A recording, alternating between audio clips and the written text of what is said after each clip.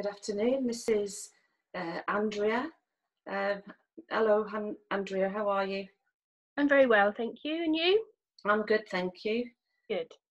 Could you tell us briefly about how you were before you had your stroke, and a little bit about what happened to you around the Yeah, time of your stroke?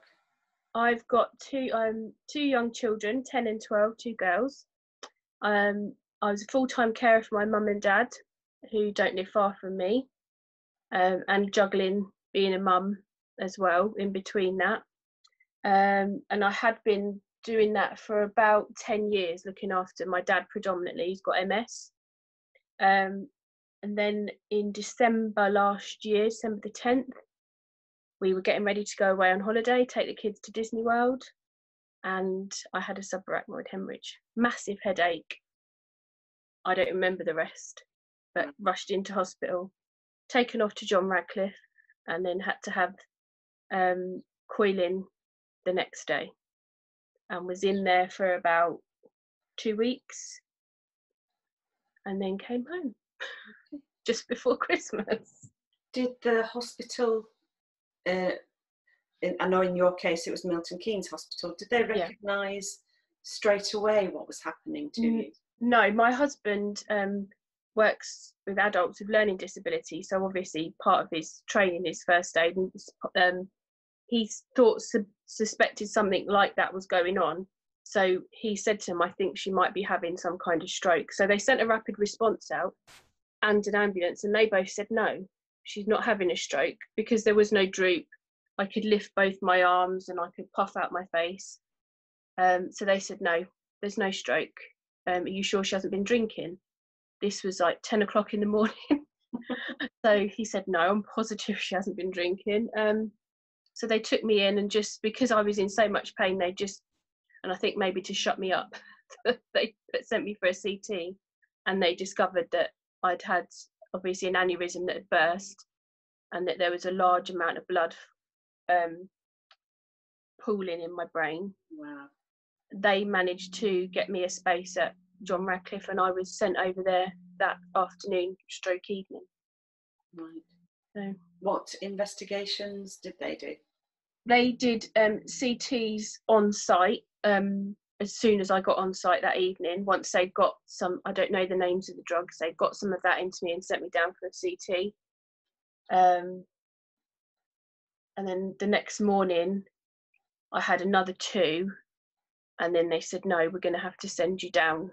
Well, we've got a space. They told me that they got a space in the operating theatre, so they were going to take me down and do the coiling. I later found out that they didn't. They put me in as emergency because it was still bleeding out the next morning. Normally, apparently, it starts to clot up, but it was still bleeding that morning, so they took me down and put some nice platinum in my head.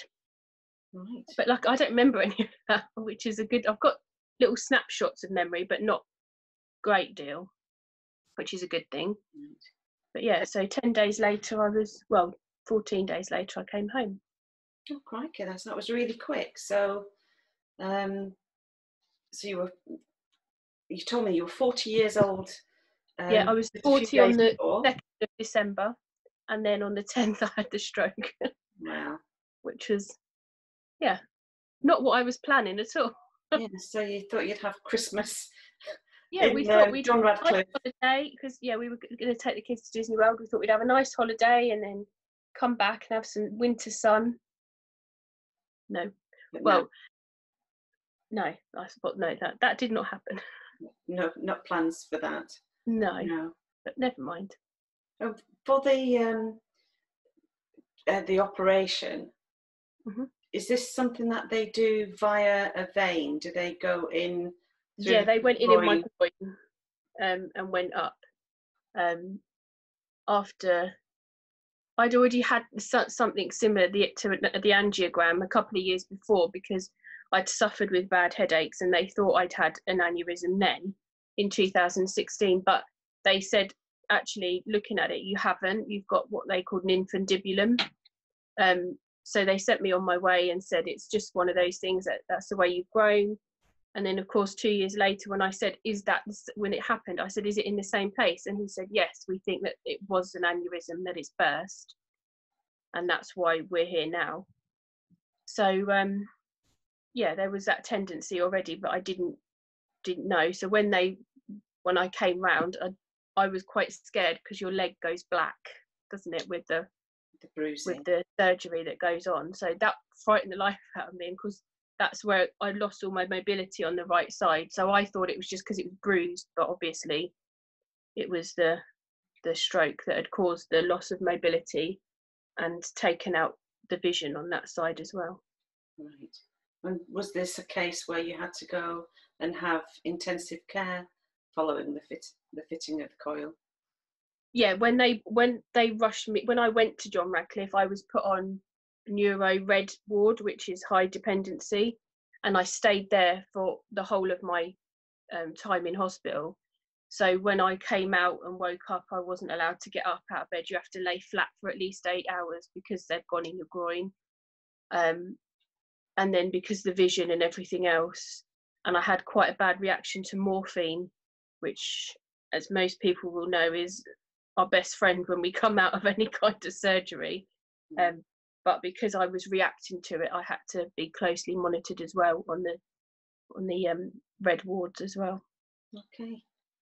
Briefly, when we were chatting earlier, you mentioned the poor mobility that you had down your right-hand side, but Mm-hmm. you also had eyesight problems as well. Yeah, I'd never experienced any issues with my eyesight for a little bit of using computers and wearing glasses. So when I came to, I could not stand light.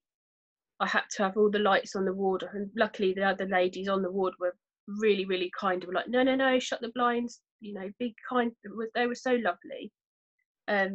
But I had to have a face mask on for 2 or 3 days. I just could not bear light. And then when I could, on this side of it was like looking through a swimming pool, everything. So when I'm looking at people, everybody's moving and nothing would stay still. So of course, when you're making your first tentative steps out of bed, which for me was about 5 days later because I was so poorly, it was like I had to keep wearing what the kids call it, my pirate patch, because if I had used this side, it was just, I didn't know where I was putting my feet. I was wobbling all over the place anyway. It was horrible. That for me was at that point was the worst. And then the light, even though it was sort of midwinter, we're talking about January, as you see now, the sunglasses are on my head constantly because I cannot bear bright light, like a little gremlin. Yeah. And the diagnosis they gave you for your eyesight condition? They said it might heal up. They gave me prisms on my glasses, which did help. Driving home, I can remember sitting the whole journey with my head in my hands because obviously it was winter, and the oncoming lights. Oh, yeah. And that was what hit me hardest and when my lovely nurse said to me, you can't drive, don't you? And not that I would have done, because I recognised that I wasn't safe to drive, but to know that I wasn't allowed to drive was one of the things that really upset me and knocked my confidence, because I was in and out of a car all day, every day. Yeah. Running here, I'll run there, I'll just do this. So it was a nice break. It's been a nice break not to drive, but now that I've got my licence back, it feels wonderful. Yeah. I'm in a similar position to you. I was diagnosed with nystagmus. That's the word, yeah. And the nystagmus for me was one of the biggest things. Yeah. Because I don't know if did you feel nauseous with it? Did it make you feel sick? It made me, like you're gonna, even if you're just sitting on a sofa or sitting in bed, and the physios were making me run my eyes left to right to try and get my brain used to it, and I couldn't do that sitting up because I felt so sick. Yeah. So it's nice to know I'm not the only one. And I used to feel sorry for my poor visitors. They used to come and see me, and I used to spend the entire time with my eyes closed. Yeah. Otherwise, and rude, don't you? You think, yeah. you must think. Or they used to think I was asleep. Yeah. we're boring you. Yeah. No. It's quite good though, because if they were talking about me, they would talk and then I would hear what they were saying. I like that. That's sneaky. I like that. Should have used that. Yeah, so yeah. But the good news is, in both our cases, as it has resolved to a certain extent, hasn't it? And Yeah. So I don't know about you, but I can drive now. I'm cleared to yes, drive. But when the fatigue sets in, yeah, that's when it starts again, and that's when I know that I'm tired. The eye starts wobbling, yeah, or even one of my children, I might not notice it. One of my girls says to me, "Mum, your eye's wobbling," yeah, and the fatigue normally comes a couple of hours after that. It just yeah. I just found that it was something that came with practice and yeah time, and I think just doing a little bit more at a yeah time. And because yeah. to begin with, 5 minutes, 10 minutes driving, I was shattered. Well, I So was lucky enough to now I have. can drive for We longer. had lockdown, so I said to my husband, while there's nobody around, Yeah, once I got the letter, can we just go round where I live? And we went to a little car park, and it was like learning to drive all over again, and just using your legs to change the gears, and that's enough. That's enough. yeah, And you feel really feeble. And I said to him, I remember saying to him, "This is pathetic. I feel so pathetic." And he said, "Yeah, but you're not. You're here, and this is a massive step." So we've just worked up. So I haven't quite got to motorway level yet. I'm dreading that, to be honest. just Um, happy with local. yeah, I'll poodle around for a little while, a bit longer. Plus, you've got the A5 to practice on. You can go fast along there. Yeah, that's enough for me at the minute. Yeah, yeah, yeah, yeah. So I think you've already mentioned the makeup of your household. You've got your two little ones Yeah, and your my husband. oldest is 12 and my youngest is 10.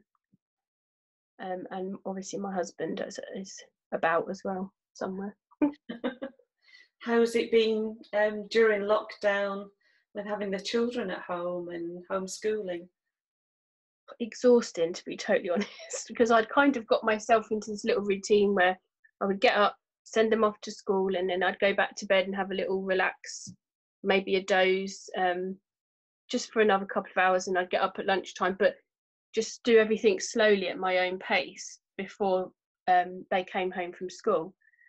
And then, of course, lockdown hit, and it was bombarded by homework, and I didn't feel that I could take myself off and have a little rest if they were at home. I know for a fact if I'd have said Mummy's going for a rest, that wouldn't have bothered them, but it was just something that I felt that I couldn't do. So for the first few weeks I was running on empty because I was making myself, Yeah, and I had this expectation that I was going to go in straight from take over from what the teachers were doing, and we were going to do the same hours as the teachers. 2 or 3 weeks I was like, no, I'm not doing this. We'll do what we want to do, so luckily my eldest daughter's at secondary school, so hers came through by computer, so she would just do that as and when. And my youngest one loves reading, so I wasn't fully back to being able to read at that point.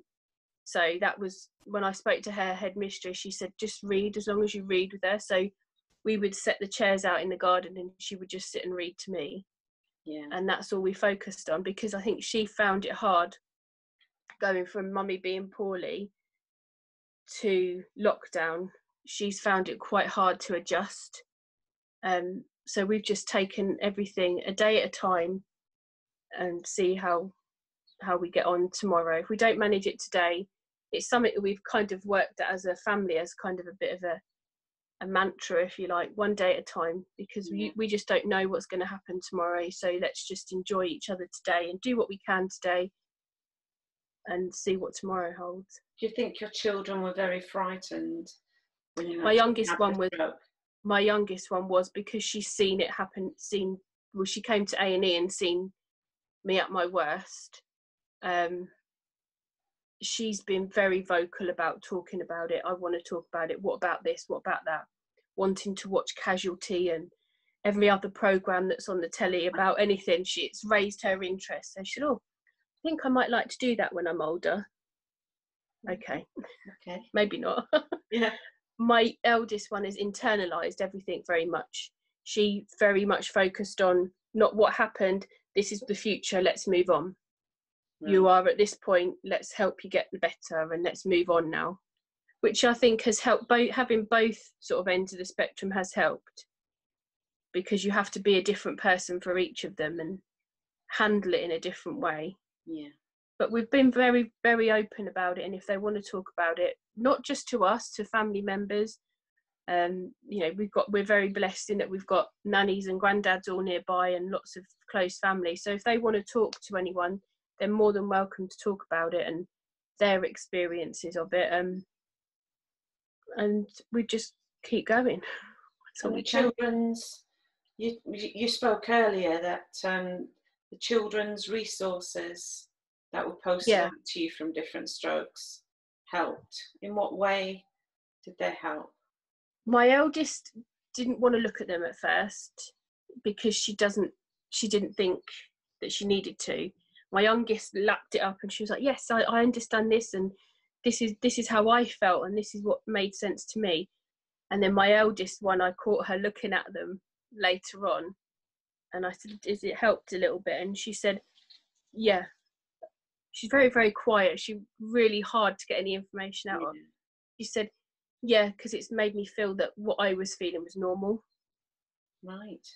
So things like she was angry that it had happened. She was upset that, in her words, why did it have to happen to you? Because you do lots of things for other people, it's not fair, and I need you. And she said, I felt selfish for feeling that, and I said, that's totally normal. She said, okay, that's fine. So she's kept it and had a look at it, and it stayed in her bedroom. So I've, okay, if you need to keep that, then that's fine. Yeah. She's written little notes on it, but I'm not allowed to look at it. That's fine. Yeah, okay. But the fact that it's helped her have a little bit of a chat and get it out has made me feel better, because I kind of guessed that's how she was feeling, but because she's so quiet, she didn't want to tell me in case it upset me. But it's given her an out, and that's kind of made me feel that she's more at peace with this whole situation now. Well, that's brilliant. That's really good to hear, because it's something that we think's a good idea, but know that it's being so appreciated by. I can see why it's overlooked as well, because you kind of think with all these situations, you think, oh, I want to shield the children and they shouldn't know about it, but they are involved in the situation. They do see that mum's not well and that dad has to do this that mum used to do, and I do have to quite frequently say to them, can you help me with, or can you just do? And they have been phenomenal. They've adapted to the situation brilliantly. But I think it's important for them to be able to see that they're not on their own, and that it does happen to other people, and that everything that they're feeling is valid and normal. Yeah. Well, that's great. That's great. I know quite a lot of things have changed with that we are allowed to go shopping now, even though we've got to wear a mask, and we can go down the pub and all that kind of thing. But how do you feel about lockdown being restricted? Are you still cautious, or? I am cautious, because I do still go up and see my parents who have been shielding. So I do wear my mask. I hate it. I absolutely hate it. I feel it's almost like when you have the MRI. I had to have an MRI during lockdown, and it wasn't till I got there I thought, am I going to have my mask on in an MRI unit? And luckily I didn't. Wow. But it does bring back kind of having. Yeah. You're quite claustrophobic, aren't you? Yeah. I hate that. I hate that MRI machine. But never mind. It's necessary. Yeah, it's awful. Or as my daughter used to call it when she was little, a giant party ring. Yeah. Okay, that's a nice way of putting it. But yeah, I kind of look at it as a bit of a blessing, because with the lockdown I've got my children back for 6 months, and I've just had so many lovely days with them. And we've only been able to do one walk or whatever a day, but they viewed it as that's the time that they're helping mum. Mum's got to go and do a physio, so we've got to come on, mum, we've got to walk you and the dog. Thanks very much.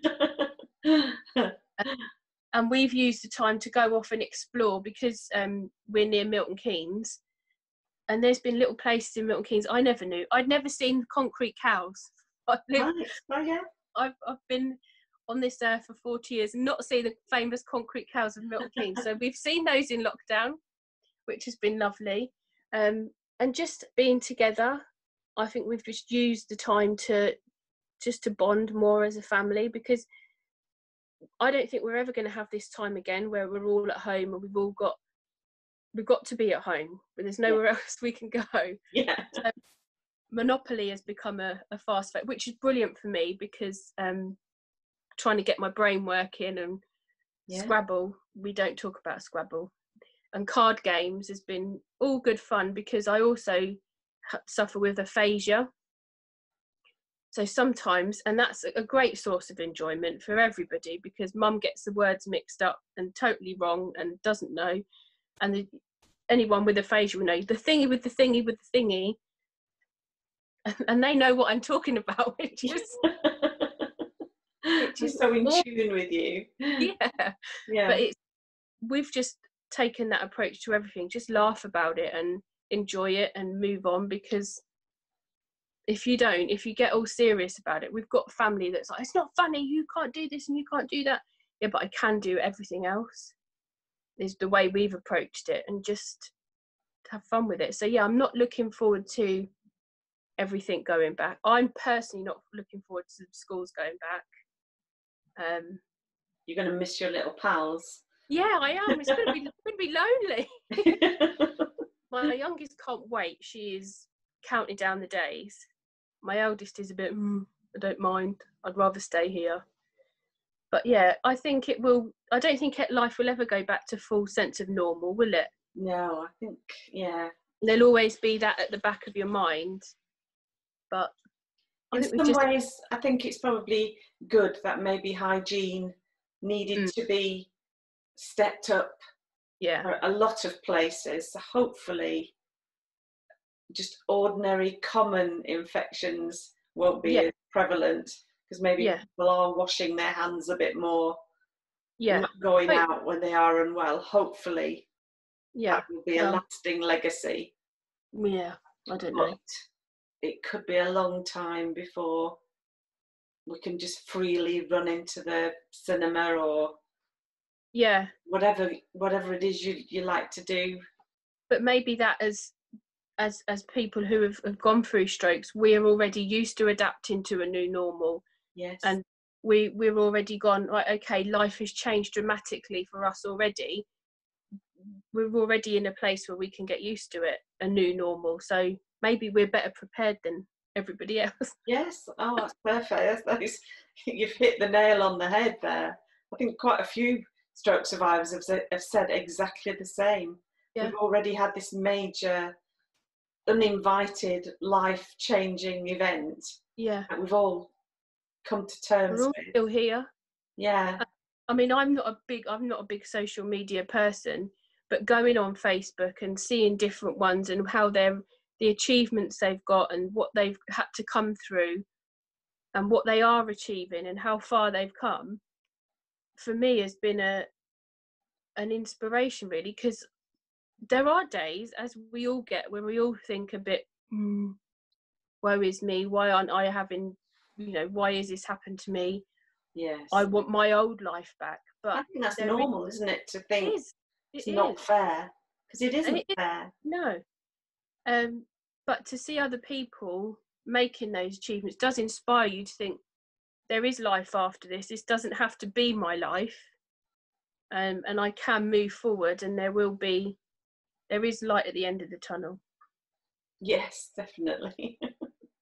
And it's patience, isn't it? Which I am horrendous at. I'm not a patient person at all. I'm really, really bad at it. but it has taught me you've got to stop, you've got to slow down. And when the fatigue hits in, you think, yeah, okay, I will. Yeah. Yeah. It's not worth that battle. It doesn't really give you a choice, does it? It's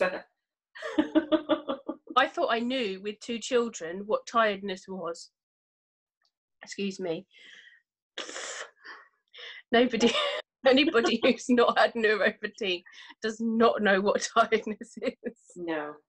And it's just hits your whole body, doesn't it? And it's just like, it is like being walloped with a wrecking ball. It's just like, that's it, sit down. I know. I know. Sometimes my husband would leave for work and I'd be sat on my sofa in front of the TV, and then he'd come home from work 9 hours later and I'd still be sat on the sofa. And I'd say, oh, I had all good intentions today to do X, Y, and Z. And then I just thought, and it's not even a can't be bothered, is it? It physically can't. Yeah. So it does teach us priorities, because there are things that, yes, you do have to get up and go for. Yeah. But you do learn to prioritise and say, right, actually, the garden doesn't need weeding that badly. The weeds will still be there tomorrow. They're a bit bigger and easier to get hold of. Yeah, that's true. That's a good excuse. I like that. Yeah. I think it's finding that balance. Like you said, you're such a new stroke survivor, with it only happened to you in December, and it's finding that balance of not punishing yourself when you can't do it, and then when you are feeling good, go for it and try hard. And pay for it 2 days later. Yeah. We'll kind of schedule it in. Yeah.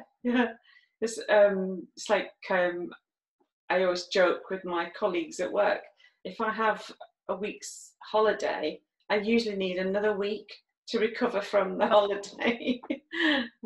Yeah, and you plan all these things, don't you? Like this week, my husband's been off work, and we were going to do this and this and this and this, and he said to me, no, we'll do one on, one off, just because I don't want you to be flying around and going and doing things, because even the travelling is tiring sometimes, isn't it? And yeah. So he's the sensible one. I'm the one that thinks I can still go at 110. Yeah. He's like, no, let's just slow down here. Yeah. And I have to admit he's right, but I'm not going to tell him that. No. It can be our secret. We'll keep. We won't. Don't let him watch this, then they'll be fine. Oh, don't worry. So, one of my questions is, being in lockdown where you were forced to be at home, did you become an aficionado with Zoom or Skype or FaceTime or anything, or is that not really? Zoom we have used a lot with friends and family. I don't like it because the blue light on a computer on a screen does set me off. Mm-hmm. So I've bought some blue light glasses. So to filter it out. Yeah, so that's helped a lot. Obviously, I'm in the interests of not wanting to look like an idiot, I haven't got them on today, right? Because they reflect back on the screen. So people have said to me, "You look like you've got no eyes." Oh. They help. So but apart from that, not really. Oh, right. Okay, that might be another good tip for other people that maybe. Yeah, it really has helped, because I'm off the Prism, using Zoom and everything else, which you have to do to keep in contact with people and friends and loved ones. It does help just filter it out a little bit, especially on days where you feel like you're sliding and you feel like the fatigue is starting to build. Just popping them on just helps. Even when I'm watching the telly, sometimes I'll just put them on. Yeah, just gives you a little steadiness kind of thing. And yes, it just kind of holds it back for a little bit longer. Yeah. But yeah, no, not anything technical. I'm not very technologically minded. I started projects in the garden for the children, like growing cucumbers and that. They've lost interest, and that's been my little saviour, popping out and doing something, even if it's That's just a little bit. is that something new that you wouldn't normally have done? I used to do a little bit in the garden, but because I didn't have a lot of time, I didn't do a lot. So doing things like growing cucumbers and tomatoes and lettuce is all fun for me. So I'm sitting there screaming my head off one morning when the seedlings come through. Oh! The kids are like, yeah, all right, ma'am, whatever. Yeah, and we've had such lovely weather, haven't we, as well? Yeah, you won't be saying that when you're eating cucumber sort of 6 or 8 weeks later, where's the cucumber, mum? It's growing. Patience again, patience again. Yes, exactly. But yeah, it's been a good thing for me to go out in the garden, just have some quiet time and just a bit of time to myself when it's just not when it's getting too noisy, because it doesn't ever get too noisy, but just when I need to just shut off for a little while. Yeah. Because at the end of the day, if I snip something off that's not supposed to be snipped, it'll grow back. Yeah. So I don't feel like I've done too much damage. Your birds haven't decimated the No, my cats have, but not the birds. But yeah, never mind. Oh, that sounds really good. So when the children have gone back to school and your husband's back at work and things like that, what do you think you'll be most looking forward to? I don't know. It's a good question, to be honest.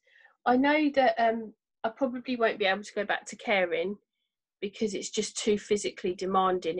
I can't physically lift Dad anymore.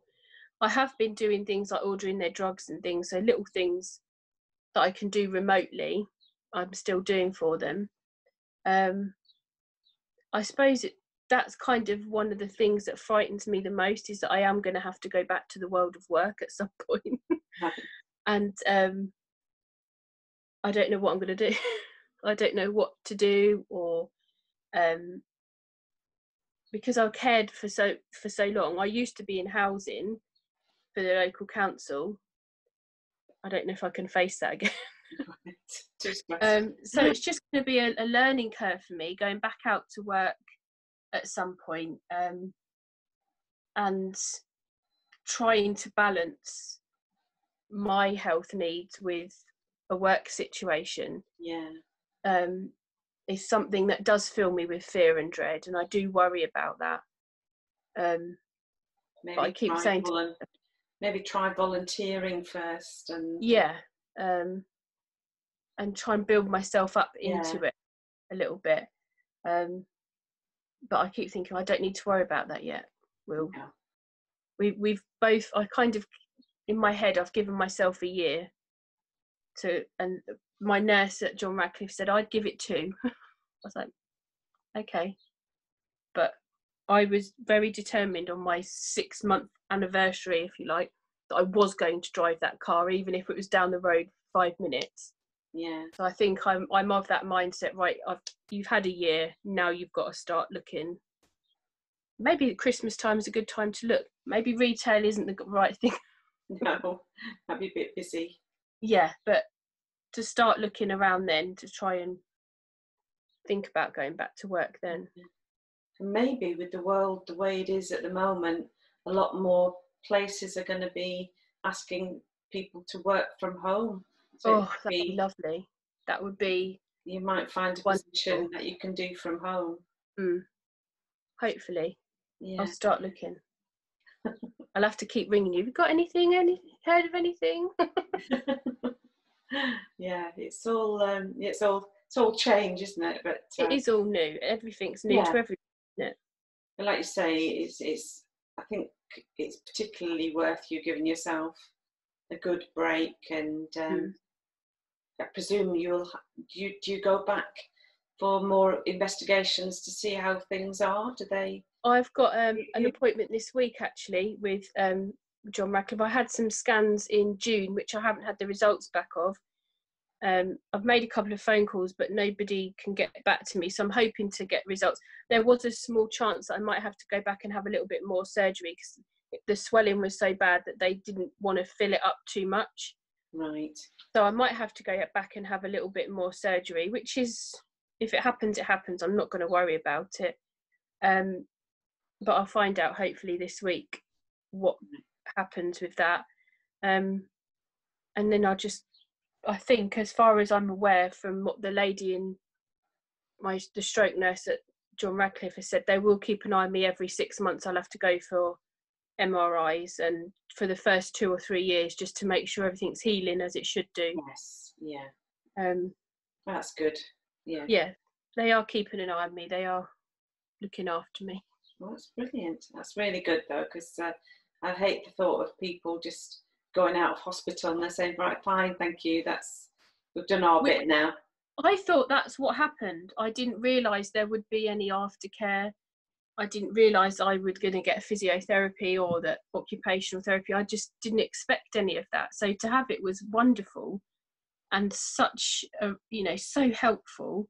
So they never told you that you were going to get the early stroke discharge team? They may have done, and I've forgotten. They said that Right. they'd referred me back to Milton Keynes. So I assumed in my head, back to Milton Keynes Hospital, I wouldn't have to go to John Radcliffe anymore. And it wasn't until I got a phone call sort of a month later from my stroke nurse to say, oh no, we'll keep in touch with you as well, and we'll be looking after you as well. But these ladies who just turned up on my door one day will look after you as well. So to have the physio, it's just expecting to do it myself. It was such a blessing to have that, because it's something that I didn't expect. Oh, brilliant. That's really good to know that you've had such good care. And even during lockdown, they've rung, you everything all right? Do you need anything?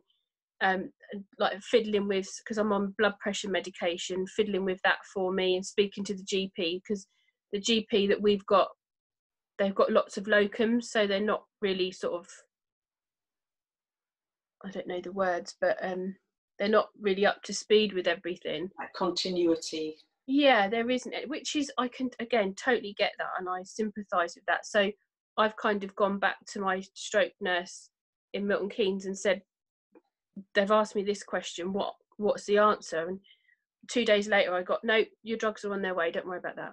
Oh, brilliant. It's been brilliant. Yeah.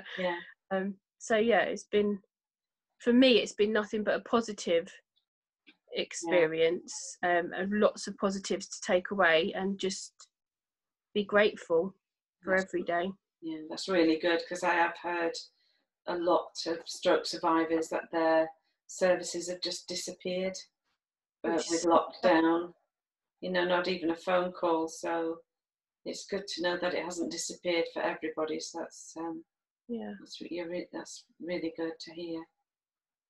Okay, well, I think we've been chatting for absolutely ages, and I've loved every minute of it. It's been really nice meeting you. Tired you out. Might bump into you in Milton Keynes one day. Yeah, that'd be lovely. But if you see me, you must grab hold of me, because I don't see well to my right-hand side. So yeah, me too. That's that woman and she's ignoring me. No, don't worry.